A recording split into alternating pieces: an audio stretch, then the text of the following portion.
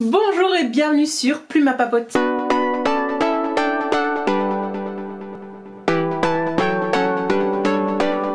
Bienvenue dans cette nouvelle vidéo qui, comme son titre l'indique, va traiter de mes lectures. Alors c'est carrément donc une vidéo avec que des bonnes lectures, des lectures coup de cœur.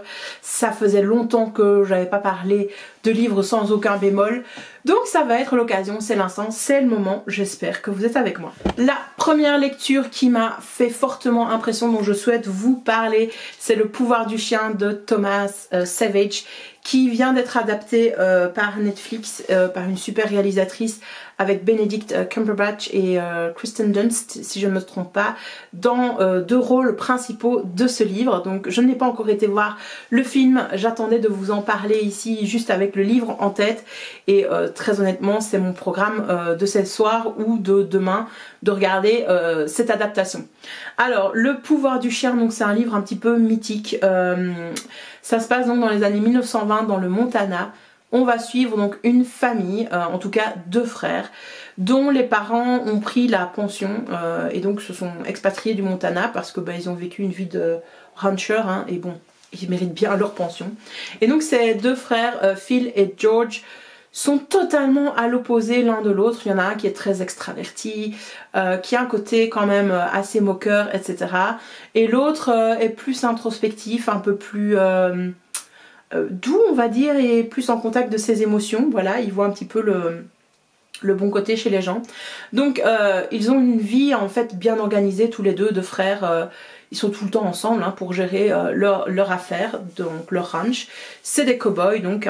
Et un jour,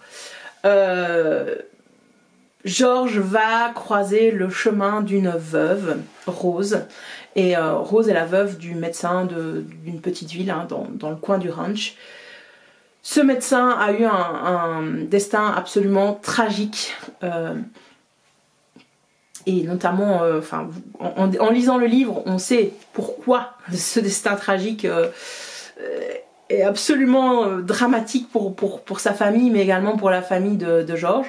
Et bon, George va tout de suite avoir un petit quelque chose pour Rose, et donc leur histoire va se développer. Et finalement, donc il va ramener Rose au ranch en tant qu'épouse. Rose, elle a eu un fils dehors de son précédent mariage avec son médecin, et la cohabitation donc entre ce fils et Phil, donc le frère du mari, ça devient compliqué comme j'explique ça. Enfin, cette cohabitation va être très compliquée. Phil se moque de ce garçon qui est adolescent, et il va vraiment avoir une certaine emprise malsaine sur tous les personnages de ce livre, que ce soit son frère, sa belle-sœur, le fils de Rose, et ainsi de suite et ainsi de suite. Et donc il y a un destin qui se met en place. On sent des événements dramatiques au fil de la lecture qui vont se mettre en place, sans savoir finalement qui va être la victime de tout ça. Mais vous voyez les choses se mettre en place, et jusqu'au dernier moment vous êtes là, qui va réellement souffrir de ça jusqu'au bout, et comment la situation va-t-elle pouvoir s'apaiser s'il y a encore moyen de revenir en arrière. C'est un livre qui met dans le résumé: les ombres de Steinbeck et de Tennessee Williams planent dans le ciel de Thomas Savage, et l'Ouest, le vrai est une nouvelle fois terre de littérature. Et donc les ombres, il y a vraiment une ombre des souris et des hommes, ça me fait vraiment penser à ça. Parce que la catastrophe est annoncée. Voilà, c'est pas du tout la même histoire, c'est pas du tout le même contexte, mais si vous avez adoré Des souris et des hommes, qui est un immense chef-d'œuvre bien entendu, eh bien je ne peux que vous encourager à regarder à lire surtout avant Le pouvoir du chien. Regardez ça, je sais pas encore vous le conseiller, je n'ai pas encore vu cette adaptation en film, mais je pense que ça va être du tout grand art parce que le livre est absolument génialissime. La deuxième lecture dont je souhaite vous parler, c'est Médium et plombier, le tome 1 que je vous mets ici en incrustation parce que je l'ai lu en e-book. Je l'avais acheté lors d'une promo, je pense que c'était l'année passée d'ailleurs, ou début 2021, et je ne l'avais toujours pas lu. Alors ça commence à dater un petit peu, donc tout est un petit peu flou dans mon cerveau, notamment le nom des personnages, je les ai totalement oubliés, et bien entendu j'ai pas mon GSM à côté de moi pour aller les vérifier. Mais sachez donc qu'on va suivre un jeune plombier, oui il est encore jeune homme on va dire, il a une trentaine d'années, donc on est encore jeune à 30 ans, dans une petite bourgade d'Angleterre, comme on aime bien, un peu comme dans les Agatha Christie, Cozy Mystery, etc. Et il est plombier, donc voilà. Alors c'est pas du tout il a de l'intelligence, hein, ce gars-là, donc sa famille le prédestine à des études, mais lui il a décidé qu'il serait plombier. Donc il est plombier et il a donc les mains dans la merde, sans mauvais jeu de mots, à longueur de journée, parce que les habitants de sa région lui font appel à lui souvent pour déboucher des toilettes. Sauf que ce jeune homme a un don de médium et donc la police locale fait appel à lui, notamment un inspecteur, pour retrouver parfois des choses disparues, des objets lors d'un vol par exemple, mais également des personnes disparues et ainsi de suite. Or, il y a justement une personne qui vient de disparaître et donc il est appelé sur les lieux de l'enquête où il va rentrer en contact, il va retrouver un ancien camarade de classe, sauf que ce camarade de classe avait pour habitude de le persécuter quand il était jeune, parce que il était efféminé, on voyait qu'il aimait déjà les hommes, etc. Donc son orientation sexuelle posait problème à l'époque. Donc ce gars est là, et lui il est chargé de retrouver une femme disparue. Et il va la retrouver malheureusement, mais décédée, totalement décédée. Et on va se rendre compte qu'en fait son ancien harceleur a été engagé par la famille de la victime pour mettre en lumière ce qui s'est passé, parce que la police va tout de suite s'orienter comme coupable vers le compagnon de la victime. Or pour la famille c'est pas possible, il s'aimait trop, et le compagnon de la victime n'a rien à voir dans ce décès, dans ce meurtre. Donc une enquête va s'en suivre, etc. Et également un rapprochement entre nos deux personnages principaux, à savoir notre plombier médium et notre enquêteur privé et ancien harceleur. Ça a plein de bons côtés. Moi j'ai adoré le style d'écriture parce que c'est écrit, c'est un livre anglais à la base. Et attendez parce que il fait un petit peu trop sombre. Là, moi j'ai adoré le style anglais, so British, il y a de l'humour, c'est mais de l'humour noir, on se prend pas au sérieux, etc. J'ai adoré les descriptions de lieux, ça aurait pu être un Cozy Mystery façon Agatha Christie, sauf que la description du corps de la victime retrouvée est absolument gore. Alors c'est pas un thriller, hein, mais bon c'est quand même assez présent, donc c'est pas un truc à offrir à votre petite nièce de 12 ans quoi, à Noël, hein. Attention, je tiens à le préciser. Mais voilà, il y a de la romance qui est mêlée à l'enquête et j'ai trouvé que l'équilibre entre les deux était bien fait pour une fois. Moi c'est quelque chose qui me hérisse un petit peu quand le mélange entre deux genres n'est pas réussi, et ici j'ai trouvé que c'était assez heureux, assez bien fait. Et j'ai très envie d'ailleurs de lire les tomes suivants, il y en a encore 3 autres qui ont été publiés, que je me procurerai très rapidement je pense. Les 2 livres suivants, je vous en ai déjà parlé dans un vlog, alors je ne vais pas vous dévoiler énormément de choses sur cette lecture coup de cœur, donc qui est Aurora's End de Amy Kaufman et Jay Kristoff dans cette superbe édition signée de Illumina Crate. Donc oui, elle est dédicacée. Je suis trop contente, trop heureuse. Et donc il s'agit du dernier tome de la saga, donc Aurora Squad en français. Moi ici j'ai acheté en anglais parce que j'en avais marre d'attendre, et de toute façon j'ai le tome 2 en anglais et le tome 1 en anglais. Oui, je peux le prêter à personne, c'est le souci, mais je l'ai dédicacé et je suis heureuse. Donc je peux pas vous raconter énormément de choses sur ce qui se passe ici, mis à part qu'il y a de l'amour, il y a de l'action, il y a de l'aventure, il y a des coups fourrés, il y a des retournements de situation par milliers, il y a des ennemis qui deviennent des alliés, etc. Bref, c'est la cacophonie la plus totale au fin fond de la galaxie. Extrêmement génialissime, comme d'habitude, par Amy Kaufman et Jay Kristoff. Si vous ne connaissez pas l'histoire de Aurora Squad, donc en fait on a 7 bras cassés qui vont se retrouver ensemble dans le même squad, dans un même escadron qui vise à défendre la paix dans l'univers, hein, l'escadron Aurora. Et malheureusement l'escadron 312, c'est ceux qui ont été les moins bien à l'académie, sauf un ou deux, et ils vont devoir apprendre à travailler ensemble, à devenir une espèce de famille unie pour sauver la galaxie. Ça ressemble aux Gardiens de la Galaxie, c'est totalement inspiré de ça je trouve. Donc si vous aimez bien les Gardiens de la Galaxie, l'humour, le fait que ce soit des bras cassés avec des catastrophes ambulantes, franchement intéressez-vous à cette saga, ça ne va que vous plaire. Bon, et la dernière lecture dont je souhaite vous parler, qui a à nouveau un total coup de cœur, mais sans aucune surprise, je vous en ai parlé lors d'un dernier vlog, c'est L'Assassin Royal, donc l'apprenti assassin numéro 1, ici dans cette collection de chez J'ai lu, qui date avec cette couverture totalement creepy et ignoble. Même s'il n'y a pas le focus, je pense que vous avez vu à quel point cette couverture est ratée. Donc moi c'est mon édition qui date des années 90, hein, 2000. Quand j'étais aux études, je pense que c'était 2004, 2005, allez, en 2005 quand je l'ai acheté.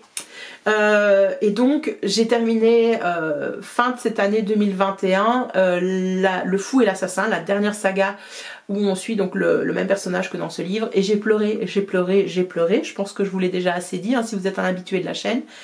Et donc l'idée m'est venue de dire, mais tiens, si je relisais tout, puisque je n'ai jamais relu cette œuvre, c'est la première fois que je la relis.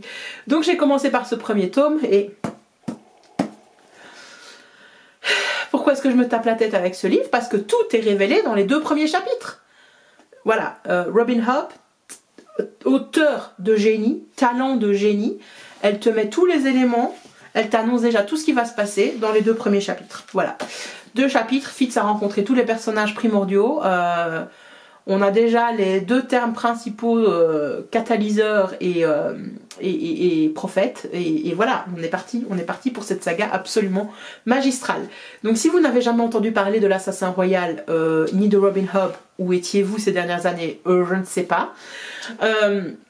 Ici donc c'est de la fantasy, on est dans un univers totalement créé de toutes pièces, au royaume des 6 duchés, et dans ce royaume donc chaque roi porte un nom, mais également les gens du peuple, hein, à force, portent un nom qui révèle une de ses qualités. Là, le roi régnant, c'est subtil, et bien sa qualité première, c'est subtil, bien entendu. La famille royale, donc, le roi a 3 fils, chevalerie, vérité et royal. Royal est né d'une seconde union. Et le problème, c'est que chevalerie, il a été trempé le crouton ailleurs, hein, comme si on peut dire, et donc il a un bâtard. Et ce bâtard va se retrouver aux portes du château, alors qu'il a environ 6-7 ans, si je me souviens bien. Et ça va totalement déstabiliser, en fait, le pouvoir mis en place. Donc chevalerie va préférer se retirer de la vie publique et oui, s'isoler, on va dire, avec son épouse, Patience, dans un domaine reculé par rapport au château. Et donc nous on va suivre ce petit garçon. Donc tout est expliqué du point de vue du bâtard de chevalerie, Fitz Chevalerie.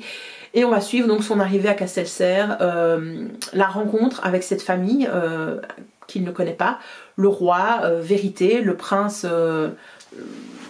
héritier désormais, puisque son grand frère s'est retiré de la vie publique, et ce demi-frère de Vérité, Royal, qui va avoir plein de machinations, enfin qui va détester cet enfant tout simplement. Et donc on va le découvrir à essayer de trouver sa place, et la place qui va lui être attribuée dans cette cour féodale, hein, on va dire, ça va être l'assassin du roi, d'où le titre L'apprenti assassin, bien entendu. Moi je me suis arrêtée donc au premier livre, en sachant donc que c'est un découpage totalement abstrait par les éditions francophones, puisque je pense que le premier tome correspond à l'intégrale, donc hein, qui était sorti qui est sorti par chez J'ai lu depuis, mais moi j'ai cette vieille édition, donc j'ai lu ça. Et j'ai eu un grand plaisir à retrouver la plume de Robin Hobb, comme à chaque fois. Elle est talentueuse, elle écrit mais tellement bien, c'est fouillé, alors il y a plein de détails, mais c'est quand même pas au point de Tolkien.